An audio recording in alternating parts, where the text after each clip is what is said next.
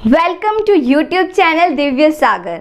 एक बार फिर से मैं हाजिर हूँ आपके लिए एक नई कहानी के साथ। आज की कहानी बहुत ही इंटरेस्टिंग होने वाली है, तो वीडियो को पूरा ज़रूर देखिएगा। और मुझे लगता है चैनल को तो आपने सब्सक्राइब कर ही लिया होगा। तो चलिए देखते हैं आज की कहानी।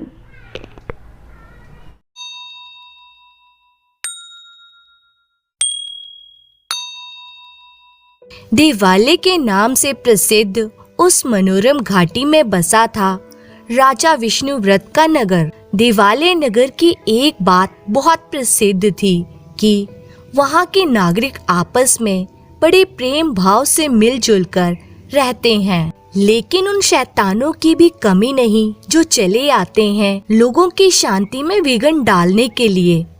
तभी दिवाले नगर में एक परछाई आकर बोली, परछाइयों के देश का राजा हूँ मैं, मुझसे कोई न बच पाएगा। परछाइयों के देश का राजा हूँ, नाम है मेरा कालभूत।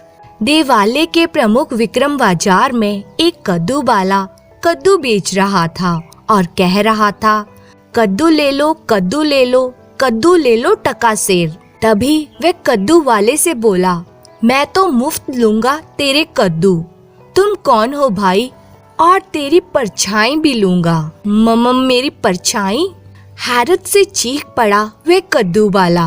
मेरी परछाई तो सचमुच गायब हो गई। चौंक कर सिर उठाया उसने तो देखा काल भूत भी गायब है। कहाँ गया वो काल भूत? चोर कहीं का, पकड़ो पकड़ो।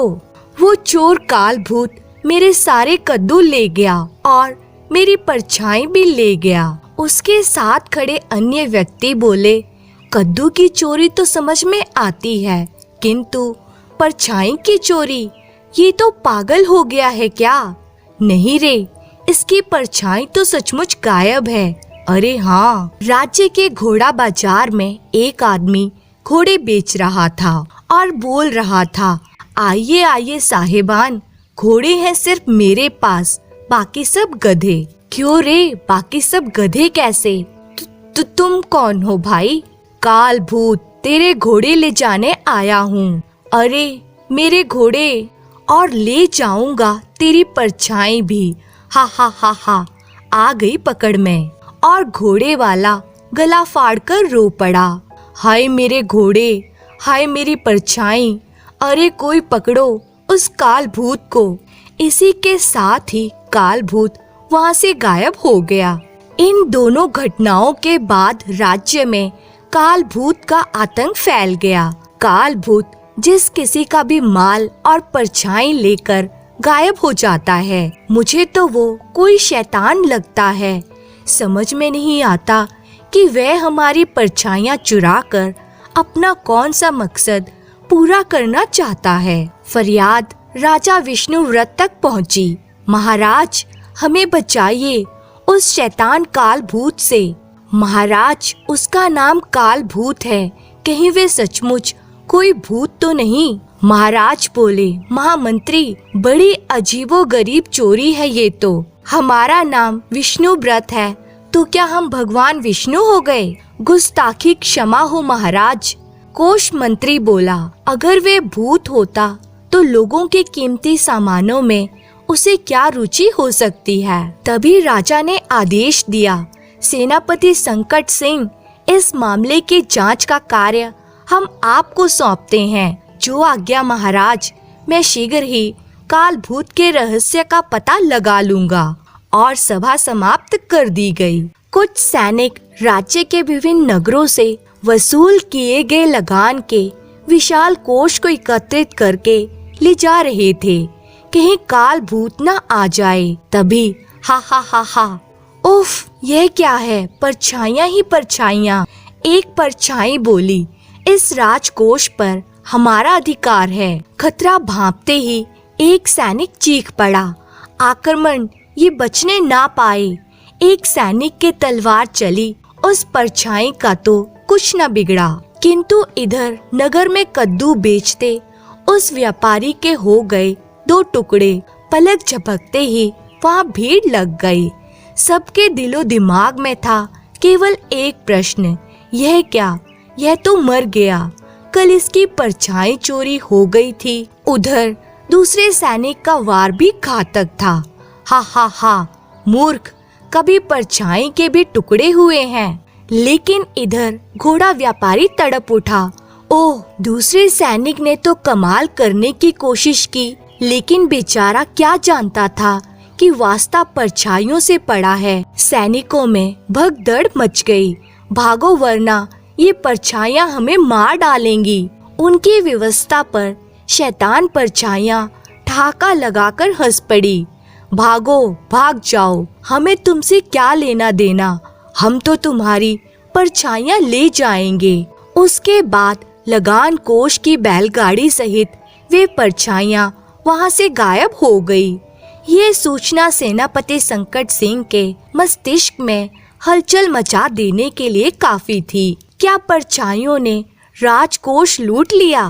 किंतु मैंने सुना था कि काल भूत अकेला ही है, फिर इतनी सब परछाइयां कहाँ से आ गई? सेनापति जी, इस बार काल भूत स्वयं तो आया ही नहीं। ओह, ये काल भूत तो रहस्य बनता जा रहा है। उधर घटना के पश्चात सेनापति संकट सिंह ने काल भूत की खोज आरंभ कर दी, किंतु परिणाम कुछ भी नहीं निकला। इधर नगर में कद्दू व्यापारी और घोड़ा व्यापारी की रहस्यमय हत्याओं के कारण लोगों में भय का माहौल था। काल भूत दोनों की परछाइयां चुरा ले गया था और आज ये दोनों मारे गए। अभी ना जाने कितने और लोग मारे जाएंगे। ना जाने किस शैतान की नजर लग गई है दिवाल्य घाटी को। मैं तो आज ही ये नगर छोड़कर कहीं अन्यत्र चला जाऊंगा। अगले दिन पूरे महल में हंगामा मच गया। मेरी परछाई चोरी हो गई। और मेरी परछाई कब हुई चोरी? हम सब की परछाइयां चोरी हो चुकी हैं। राजकुमारी जी, आपकी परछाई कहाँ गई? राजकुमारी जी की परछाई गायब है। परछाइयां तो हम में से किसी की नहीं बन रही। इसका मतलब हम सब की परछाइयां चोरी हो चुकी हैं। महल में चारों ओर अफरा तफरी सी मची थी। लगता है काल भूत सबकी परछाइयां चुरा ले गया है। खुद महाराज की समझ में कुछ ना आया। खुद हमारी परछाई भी कल रात चोरी हो चुकी है। आखिर काल भूत परछाइयों को चोरी कर क्या करना चाहता है? सेनापति संकट सिंह, महामंत्री, कोष मंत्री, यहाँ तक के महल के रसोइये और एक एक दरबारी की परछाई उसके शरीर से अलग होकर गायब हो चुकी थी। कोई भयानक संकट आने वाला है दिवाल्य पर। सचमुच संकट ही मंडरा रहा है दिवाल्य पर। हा हा हा हा, दिवाल्य का बच्चा बच्चा काल भूत का रहस्य जान लेने को आतुर है, लेकिन काल भूत का रहस्य कोई नहीं जान पाएगा। अरे, ये वे परछाइयां हैं जिन्हें मैं कल चुरा लाया हूँ। ये सब मेरे गुलाम हैं। हा हा हा हा, वे परछाइयां बोल रही थी, काल भूत जिंदाबाद। ये है दिवाल्य की राजकुमारी की परछाई। काल भूत को मेरा प्रणाम। और ये है दिवाल्य सम्राट महाराज विष्णुव्रत, महामंत्री और अन्य मंत्रियों की परछाइयां। वे सब परछाइयां बोली, काल भूत की जय हो। भयानक अट्टहास कर उठा काल भूत। ये सब लोग मेरे गुलाम बन चुके हैं, जिनकी परछाइयों पर मेरा अधिकार हो चुका है। मैं चाहूँ तो यहीं बैठे बैठे पलक झपकते जिसको चाहूँ खत्म कर सकता हूँ, लेकिन मैं ऐसा नहीं करूँगा। उधर राज दरबार में चारों ओर फैली थी चिंता ही चिंता। पूरे नगर में काल भूत के नाम का आतंक फैला हुआ है। सेनापति संकट सिंह, क्या हम इतने विवश हो चुके हैं कि काल भूत के आगे बेबस से होकर रह गए हैं? क्षमा करें महाराज, किंतु ये सच है कि चारों दिशाओं में खोज करने के बाद भी मैं काल भूत का कोई पता न लगा सका। और कल रात्रि किसी समय काल भूत महल के एक एक व्यक्ति की परछाई चुरा कर ले गया। खुद तुम्हारी परछाई भी ले गया सेनापति संकट सिंह। और कोई कुछ भी न कर सका। सेनापति को कोई जवाब ना सूझा और उस क्षण देवालय के राज दरबार में उपस्थित एक व्यक्ति चौंक पड़ा। महाराज को हमारा प्रणाम, स्वीकार हो। तुम वही परछाइयां हैं जिन्होंने नगर में आतंक मचा रखा है। सबको जैसे सांप सूंघ गया। सेनापति तलवार लेकर आगे बढ़ा। दुष्ट शैतानों! कई और सैनिक भी परछाइयों को घेरने के लिए आगे बढ़े। इसी पल चीख पड़े, राजा विष्णुव्रत! ठहरो, ठहरो सेनापति, रुक जाओ। विष्णुव्रत ने दोनों परछाइयों की ओर देखा और पूछा, कौन हो तुम दोनों शैतान? हम दोनों कालभूत के दूत हैं महाराज। कालभूत का नाम सुनकर ही कई चेहरों पर सफेदी छा गई।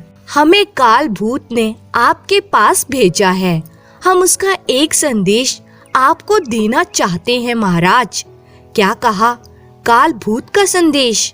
कालभूत का कहना है महाराज कि कल सूर्योदय से पूर्व आप राजगद्दी छोड़ दें और महल के गुंबद पर एक श्वेत ध्वज टांग दें। कल सूर्योदय के पश्चात कालभूत स्वयं इस राज सिंहासन पर बैठेगा। यह सुनते ही सेनापति परछाइयों की ओर बढ़ा। गुस्ताख! तुम्हारी ये मजाल! वहीं रुक जाओ सेनापति। हमारे निकट आकर हम पर वार करने का प्रयास मत करना। अगर तुमने हम पर वार किया तो तुम्हारे वे दोनों सैनिक मारे जाएंगे जिनकी हम परछाइयां हैं, और हमारा कुछ नहीं बिगड़ेगा। क्या बकते हो? अगर तुम्हें हमारी बात का विश्वास ना हो तो हम पर वार कर देखो। आओ, आगे बढ़ो सेनापति। और सेनापति ने आखिर वार करने का साहस कर ही लिया। दुष्टों! अपनी बातों से तुम सेनापति संकट सिंह को नहीं बहला पाओगे। सेनापति संकट सिंह का तलवार वाला हाथ घूम गया। तलवार दोनों परछाइयों को चीरती हुई निकल गई और गूंज उठी दो चीखें, ओह हम मर गए। उपस्थित प्रत्येक व्यक्ति की आंखों में तैर उठी भय की परछाइयां। ये दोनों सैनिक तो सचमुच कट मरे। उफ! दोनों निर्दोष सैनिक मारे गए। इधर वे दोनों शैतान परछाइयां ठहाका लगा उठे। अपनी नादानी का परिणाम देखा तुमने सेनापति? कहिए महाराज, हम कालभूत को क्या जवाब दें? जवाब देने से पूर्व महाराज ये जान लें कि कालभूत के पास आपकी प्रजा के अलावा स्वयं महाराज व राजकुमारी पूनम की परछाइयां भी कैद है। अगर वे चाहें तो पलक झपकते ही आपके दोनों सैनिकों की तरह आप सबका भी कत्ल कर सकते हैं। नहीं, ऐसा नहीं हो सकता। दोनों परछाइयां जैसे आई थी वैसे ही चुपचाप लौट गई और दरबार में खिंच गया भयानक सन्नाटा। राजा विष्णुव्रत के नेत्र सज्जल हो उठे। हमें अपनी परवाह नहीं है, किंतु हमारी बेटी के अलावा हमें हमारी प्रजा भी उतनी ही प्यारी है। हम क्या करें प्रभु, हमें राह दिखाओ। फिर एक अन्य कक्ष में महामंत्री महाराज से बोला, महाराज अभी अभी मुझे एक बात सूझी है। शीघ्र ही कह डालिए महामंत्री, क्या पता कल क्या हो और फिर आप हमसे कुछ कह सके या नहीं। कुछ पल रुकने के बाद महामंत्री ने कहा, महाराज कालभूत खुद भी किसी की परछाई है। अगर ये पता चल जाए कि वे किसकी परछाई है तो उस शैतान तक पहुंचकर हम इस समस्या का हल कर सकते हैं। ओह, ये तो आपने सही कहा महामंत्री जी, किंतु महामंत्री जी ये पता चले तो कैसे चले? क्या कालभूत को देवालय का राज सिंहासन सौंप दिया जाए? नहीं, हरगिज नहीं। तभी गूंज उठा एक और स्वर, पूनम बेटी तुम यहाँ? राज्य पर इतना बड़ा संकट आ पड़ा है पिताजी, और जिसका हल इतना निकट होते हुए भी आप उसे देख नहीं पा रहे हैं। हम कुछ समझे नहीं बेटी, तुम्हारा संकेत किस ओर है? पिताजी, हमें इस संकट से केवल तिलस्म देव ही बचा सकते हैं। किंतु बेटी, कौन है ये तिलिस्म देव? तिलिस्म देव के विषय में केवल इतना जानती हूँ कि वे महाशक्तिशाली हैं। मानवता की भलाई के लिए पृथ्वी पर उनका आगमन हुआ है। अगर कोई संकटग्रस्त व्यक्ति सच्चे दिल से उन्हें पुकारे तो वे अवश्य ही उसकी मदद के लिए पहुंचते हैं। और जैसा संकट इस समय देवालय घाटी पर छाया है, उससे केवल तिलिस्म देव ही हमें बचा सकते हैं। अगर ऐसी बात है तो तिलिस्म देव तक हमारी पुकार भी अवश्य पहुंचेगी। और फिर महाराज एकांत में बैठकर तिलिस्म देव को याद करने लगे। हे तिलिस्म देव, दुष्ट काल भूत से रक्षा करो हमारी। देवालय घाटी के अस्तित्व की रक्षा करो तिलिस्म देव। हम आ गए हैं राजा विष्णुव्रत। राजकुमारी बोली, किंतु तिलिस्म देव, आप हमें दिखाई क्यों नहीं पड़ रहे? पुत्री, मुझे केवल राजा विष्णुव्रत देख सकेंगे। राजन, काल भूत नाम की उस परछाई के अंत के लिए हम तुम्हें अदृश्य पकड़ शक्ति देते हैं। किंतु ध्यान रहे राजन, काल भूत के अलावा शेष परछाइयाँ किसी न किसी निर्दोष इंसानों की ही होंगी। अतः काल भूत के सैनिकों से निपटने के लिए तुम किसी घातक शक्ति या वार का इस्तेमाल नहीं करोगे। तिलिस्म देव जी, मैं इस बात का विशेष ध्यान रखूंगा। फिर महाराज ने महामंत्री जी को बुलाया और कहा, महामंत्री जी, महल के गुंबद पर श्वेत ध्वज लहरा दीजिए।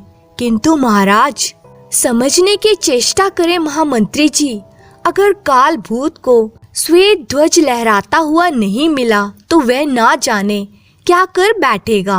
और मुझे पूरा यकीन है कि उस समय उस परछाई का मालिक भी अपनी परछाई को राज सिंहासन पर बैठता हुआ देखने के लिए वहां अवश्य उपस्थित होगा और तब हम उसे घेर लेंगे। महल पर श्वेत ध्वज फहरा दिया गया। काल भूत, तेरा और तेरी गुलाम परछाइयों का अंत अब निकट ही है। काल भूत अपनी विशाल परछाई सेना के साथ महल पर आ पहुंचा। आगे बढ़ो मेरे बहादुर सैनिकों, अब मंजिल दूर नहीं। काल भूत जिंदाबाद। काल भूत महल से कुछ दूर रुका और बोला, ओह, महल के गुंबद पर फहरा रहा है श्वेत ध्वज। आगे बढ़ो सैनिकों, अब महल पर हमारा कब्जा है। इधर महल की छत पर खड़े राजा विष्णुव्रत और महामंत्री चौंक पड़े। आ गया काल भूत महाराज, आ तो गया, अब वापस नहीं जा पाएगा। काल भूत ने महल में प्रवेश किया और सैनिकों ने किया उसका स्वागत। पधारिए, पधारिए काल भूत जी, आपका महल में स्वागत है। सेनापति संकट सिंह के साथ राज सिंहासन की ओर बढ़ा काल भूत। तुम्हारे महाराज वाकई समझदार हैं सेनापति संकट सिंह, लेकिन इससे पूर्व के काल भूत सिंहासन ग्रहण कर पाता। ठहरो ठहरो काल भूत, इतनी क्या जल्दी है? ये कौन आया अब? ओह महाराज, लगता है मेरा राज तिलक आप स्वयं करना चाहते हैं। राज तिलक नहीं दुष्ट, तेरा अंत हम स्वयं करना चाहते हैं। काल भूत, इस कोड़े से हम तेरी खाल खींच लेंगे दुष्ट। मूर्ख राजा, तू भूल गया, मैं चाहूँ तो पलक झपकते ही तेरी निर्दोष प्रजा को मौत के घाट उतार सकता हूँ। यह देख। इसी के साथ ही चीख पड़े दो सैनिक, महाराज हमें बचाइए, शायद ये हमारी परछाइयाँ है। ओह, सेनापति संकट सिंह बोला, महाराज अगर काल भूत पर प्रहार किया गया तो ये कुछ भी कर सकता है। काल भूत बोला, कितना विचित्र होगा ना वह युद्ध। तुम्हारे सैनिक अपनी परछाइयों से लड़ेंगे और स्वयं अपने ही हाथों खुद को कत्ल करेंगे। चलो अब मैं बैठता हूँ राज सिंहासन पर। लेकिन यह क्या, राज सिंहासन पर बैठते ही वह राज सिंहासन सहित पीछे को उलट गया। उफ, यह क्या, धोखा हुआ है मेरे साथ। काल भूत आकर गिर गया एक तहखाने में। तभी महाराज उस तहखाने में पहुँचे और बोले, अब बोल काल भूत, तुझे कौन बचाएगा? तभी ऊपर कक्ष में महामंत्री सेनापति संकट सिंह से बोले, अब काल भूत नहीं बचेगा सेनापति, और काल भूत के आदेश के बिना ये परछाइयाँ किसी पर आक्रमण नहीं करेंगी। नीचे तहखाने में राजा का कोड़ा काल भूत पर बरसा। आह, ये क्या हुआ? यह कोड़ा पड़ने से मुझे दर्द कैसे हो रहा है? इसी के साथ ऊपर कक्ष में खड़ा सेनापति संकट सिंह दर्द से तड़प उठा। अरे सेनापति को क्या हुआ? नीचे तहखाने में राजा विष्णुव्रत के हाथ में थमा कोड़ा लगातार चलता जा रहा था काल भूत पर। शैतान काल भूत, ये तिलस्म देव की अदृश्य पकड़ शक्ति का कमाल है। ले और ले। ऊपर कक्ष में खड़े सभी लोग यह दृश्य देखकर चकित हो रहे थे। सेनापति संकट सिंह तो ऐसे तड़प रहे हैं जैसे इसे कोड़े से पीटा जा रहा हो। महामंत्री को ये समझते देर न लगी कि काल भूत सेनापति संकट सिंह की ही परछाई है, इसीलिए उन्हें दर्द हो रहा है। राजा विष्णुव्रत ने उठा ली तलवार और अगले ही पल गूंज उठी काल भूत की चीख। उसी समय ऊपर के कक्ष में निकली सेनापति की चीख, ओह मैं मारा गया। महाराज ऊपर कक्ष में आए और महामंत्री से बोले, महामंत्री, दुष्ट काल भूत का अंत हो चुका है। और वे सेनापति की ओर देखते ही चौंक पड़े और बोले, महामंत्री जी, सेनापति जी की ऐसी हालत कैसे हो गई? आह महाराज, दरअसल काल भूत मेरी ही परछाई थी। सेनापति ने अपने वस्त्रों में छिपी एक मणि निकाली और फिर बोला, ये मणि मैंने एक साधु को मारकर प्राप्त की थी। इसी के चमत्कार से मैं परछाइयों का राजा बन बैठा और फिर देवालय पर भी अपना अधिकार करने की चेष्टा की। आह, मुझे क्षमा करना महाराज। और इसी के साथ सेनापति के प्राण पखेरु उड़ गए। महामंत्री बोले, परछाइयों का अंत हो गया महाराज। इस दुष्ट के मरते ही काल भूत की सारी सेना भी गायब हो गई है, किंतु सेनापति को इस रूप में देखना पड़ेगा, यह तो हमने स्वप्न में भी नहीं सोचा था। तभी गूंजा एक स्वर, राजा विष्णुव्रत, काल भूत की मृत्यु के साथ ही हमारी दी हुई शक्ति हमें वापस मिल गई है, सुखी रहो। इसी प्रकार अंत हुआ परछाइयों का और राज्य में छा गई पहले की ही तरह सुख, शांति और संपन्नता। धन्यवाद।